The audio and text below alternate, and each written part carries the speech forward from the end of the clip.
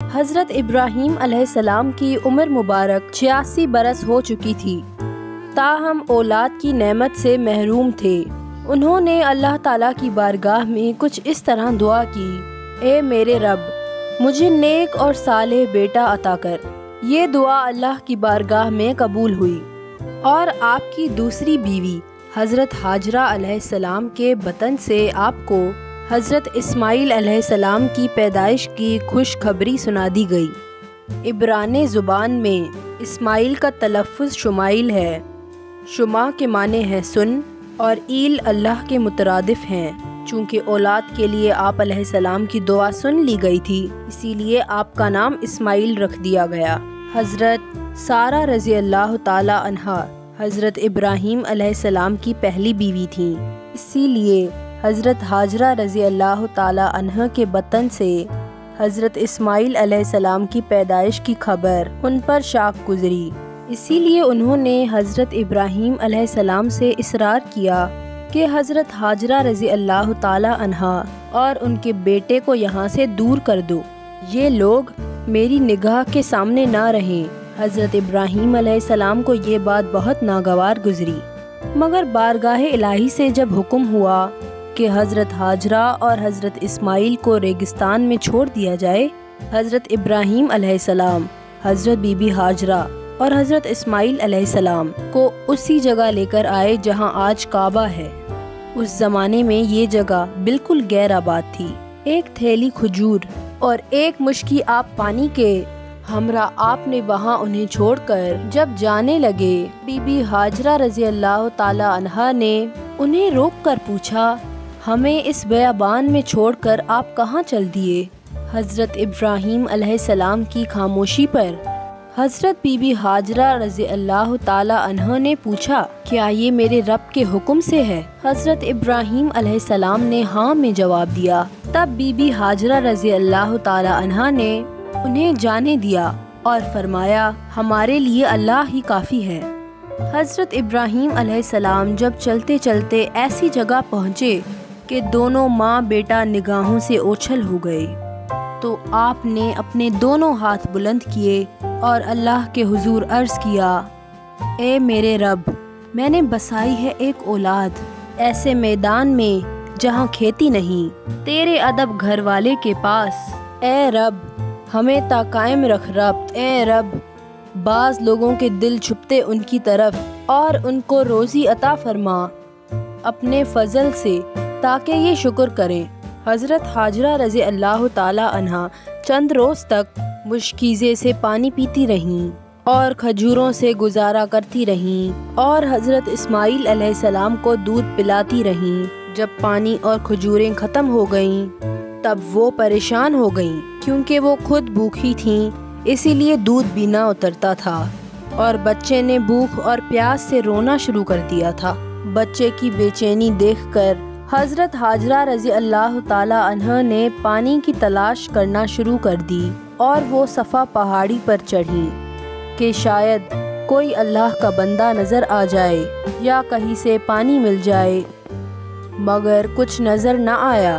پھر وہ واپس وادی میں آ گئیں، اور پھر وہ دوسری پہاڑی مروہ پر چڑھیں کہ کہیں پانی نظر آ جائے۔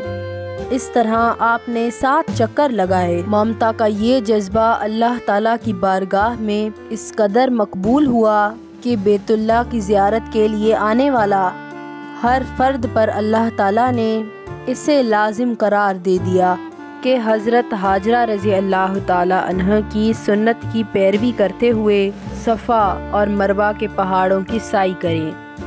اس جستجو پر مشتمل عمل کے مقبولیت کا ایک اشارہ یہ بھی تھا کہ 7ویں چکر میں حضرت ہاجرہ رضی اللہ تعالی عنہا جب بچے کے پاس واپس آئیں تو دیکھا کہ جس جگہ حضرت اسماعیل علیہ السلام روتے ہوئے ایڑیاں رگڑ رہے تھے، وہاں سے پانی کا چشمہ جاری ہو گیا ہے، اور یہ چشمہ آج بھی موجود ہے، اور ہم لوگ اسے آب زمزم کے نام سے جانتے ہیں۔ ہزاروں سال گزرنے کے باوجود چشمے کا پانی اسی طرح جاری ہے۔ اللہ تعالیٰ نے اس میں مخلوق کے لیے شفا رکھی ہے۔ حضرت ہاجرہ رضی اللہ تعالی عنہا یہ معجزہ دیکھ کر بے حد خوش ہوئیں اور اللہ تعالیٰ کا شکر ادا کیا۔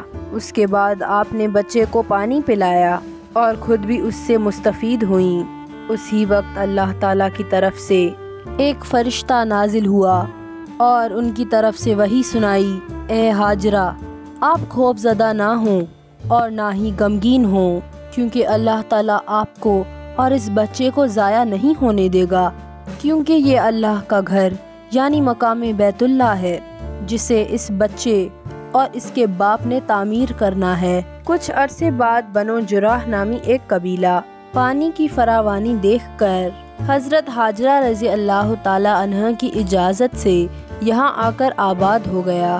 حضرت اسماعیل علیہ السلام کا بچپن اسی قبیلے کے افراد کی درگزر میں گزرا۔ ابھی حضرت اسماعیل علیہ السلام بچے ہی تھے کہ حضرت ابراہیم علیہ السلام نے خواب میں دیکھا کہ حضرت ابراہیم علیہ السلام اپنے لخت جگر کو اللہ کی راہ میں قربان کر رہے ہیں۔ آپ علیہ السلام نے مسلسل 3 راتیں ایک ہی طرح کا خواب دیکھا، لہٰذا آپ کو یقین ہو گیا کہ یہ خواب یقیناً اللہ تعالیٰ کی طرف سے ہی ہے، اور آپ علیہ السلام نے اللہ تعالیٰ کے حکم کی تعمیل کا ارادہ فرمایا اور اپنا تمام خواب اپنے بیٹے کو سنایا۔ اور پھر حضرت اسماعیل علیہ السلام سے پوچھا، میرے بیٹے، میں تمہیں اپنے خواب کے پیش نظر اللہ کی راہ میں قربان کرنا چاہتا ہوں، بتا تیری کیا رائے ہے؟ اس پر حضرت اسماعیل علیہ السلام نے انتہائی تحمل کے ساتھ فرمایا، بابا جان، آپ اللہ کے نبی اور ان کے برگزیدہ بندوں میں سے ہیں، آپ بے فکر ہو کر اللہ کے حکم کی تعمیل کریں، انشاءاللہ آپ مجھے انتہائی صبر والا پائیں گے۔ چنانچہ یہ دونوں اللہ کے بندے حکم خداوندی کے لیے گھر سے نکل کھڑے ہوئے۔ روایات میں آتا ہے کہ ابلیس نے انہیں ناکام بنانے کے لیے کئی طریقے اپنائے۔ سب سے پہلے وہ بی بی ہاجرہ رضی اللہ تعالی عنہ کے پاس پہنچا اور انہیں بتایا کہ حضرت ابراہیم علیہ السلام اپنے بیٹے کو اللہ کی راہ میں قربان کرنے چل پڑے ہیں۔ اس پر بی بی ہاجرہ رضی اللہ تعالی عنہ نے فرمایا، اسماعیل ہماری اکلوتی اولاد ہے، ابراہیم ایسا نہیں کر سکتے۔ پھر ابلیس نے کہا کہ وہ اللہ کے حکم کے مطابق کر رہے ہیں۔ اس پر بی بی ہاجرہ رضی اللہ تعالی عنہ نے فرمایا، اگر یہ میرے خالق کی رضا ہے تو میں اس پر راضی ہوں۔ جب یہاں ابلیس کے سارے وار ناکام ہو گئے تو اس نے حضرت ابراہیم علیہ السلام کو اکسانے کا ارادہ کیا اور ان کے دل میں باپ کی شفقت کو ابھارنے لگا اور کہا، اے ابراہیم، اسماعیل علیہ السلام آپ کی اکلوتی اولاد ہے، آپ عمر رسیدہ ہیں اور انہی سے آپ کی نسل ہے، یہ آپ کیا کرنے جا رہے ہیں؟ اس پر حضرت ابراہیم علیہ السلام نے جواب دیا، مجھے میرا بیٹا اللہ نے دیا ہے اور یہ میرے پاس اللہ کی امانت ہے، میں اللہ کے حکم پر راضی ہوں، وہ جیسے چاہے حکم دے، ہم اس کے تابع اور فرما بردار ہیں۔ آپ علیہ السلام کے جواب سے ابلیس کو سخت مایوسی ہوئی، لیکن اس نے آپ کو بہکانے کی اپنی ناکام کوشش جاری رکھی، حتیٰ کہ اس نے حضرت اسماعیل علیہ السلام کو بھی بہکایا، لیکن وہ بھی اپنے مقصد پر ڈٹے رہے۔ حضرت ابراہیم علیہ السلام نے فرمایا، میں اپنے رب کی رضا میں راضی ہوں، اور حضرت اسماعیل علیہ السلام نے بھی یہی کہا۔ حضرت اسماعیل علیہ السلام نے کہا، میرے رب نے میرے بابا کو براہ راست میری قربانی کا حکم خواب میں دیا ہے، اور انبیاء کرام کے خواب سچے ہوتے ہیں۔ کہا جاتا ہے کہ ابلیس نے انہیں 3 مرتبہ قربان گاہ جانے کی راہ میں حائل ہونے کی کوشش کی، اور تینوں مرتبہ حضرت اسماعیل علیہ السلام اور حضرت ابراہیم علیہ السلام نے اس پر کنکر برسائے اور اسے کامیاب نہ ہونے دیا۔ یہی وہ سنت ہے جسے ہر سال حجاج کرام دہراتے ہیں، اور یہ سنت رمی کہلاتی ہے۔ بالآخر دونوں باپ بیٹا وادی مناہ میں پہنچے، جہاں اسماعیل علیہ السلام کو ذبح کرنا تھا۔ تب کائنات نے وہ منظر دیکھا جو اس سے پہلے کبھی نہیں دیکھا تھا، اور شاید قیامت تک نہ دیکھ پائے گا۔ زمین و آسمان ساکت ہیں، کائنات حیران ہے، فرشتے عرص زمین پر عجیب منظر دیکھ رہے ہیں۔ تبھی اسماعیل علیہ السلام کہتے ہیں، ابا جان، آپ میرے دونوں ہاتھ اور دونوں پاؤں باندھ دیجئے تاکہ چھری چلاتے وقت आपको कोई दिक्कत ना हो और आप मुझे ज़मीन पर मुंह के बल लेटाइएगा ताकि मेरा चेहरा ज़मीन की तरफ हो। अगर मेरा चेहरा आपकी तरफ हुआ तो कहीं आपको मुझ पर तरस ना आ जाए और आप मुझे ज़िबाह ना कर पाएँ। बाजान, अपनी आँखों पर पट्टी बांध दीजिएगा और ज़िबाह करने के बाद मेरा कुर्ता आप मेरी माँ को दे दीजिएगा ताकि उन्हें सब्र आ जाए। बाप ने इन सब बातों पर अमल किया। बेटे का माथा चूमा, पाँव बांधे और बेटे को ज़मीन पर मुंह के बल लेटा दिया और छुरी चला दी। लेकिन छुरी ने हज़रत इस्माइल अलैहिस्सलाम को ना काटा क्योंकि अल्लाह को कुछ और ही मंजूर था। हज़रत इब्राहीम अलैहिस्सलाम छुरी चलाते हैं मगर छुरी नहीं चलती। आप और ज़ोर लगाते हैं मगर छुरी है कि चलने का नाम नहीं लेती। आप अलैहिस्सलाम छुरी से फरमाते हैं, ए छुरी तू क्यों नहीं चलती? मेरे नन्हे इस्माइल का गला तो बहुत नाजुक है, तू क्यों नहीं चलती? अर्श पर फरिश्ते खामोश, ज़मीन पर एक इंसान के लाह से मोहब्बत का अजीब मंजर देख रहे हैं। तब अल्लाह पाक अर्श से हज़रत जिब्रील अलैहिस्सलाम से फरमाते हैं, ए जिब्रील जाओ और जन्नत से मेंढा ले जाओ, मेरा खलील पीछे नहीं हटेगा, जाओ और उसकी कुर्बानी करो। तब हज़रत जिब्रील अलैहिस्सलाम जन्नत से मेंढा ले जाते हैं और हज़रत इस्माइल अलैहिस्सलाम को छुरी के नीचे से हटाया और मेंढा रख दिया। अब छुरी को चलने की इजाज़त मिली और छुरी चल गई।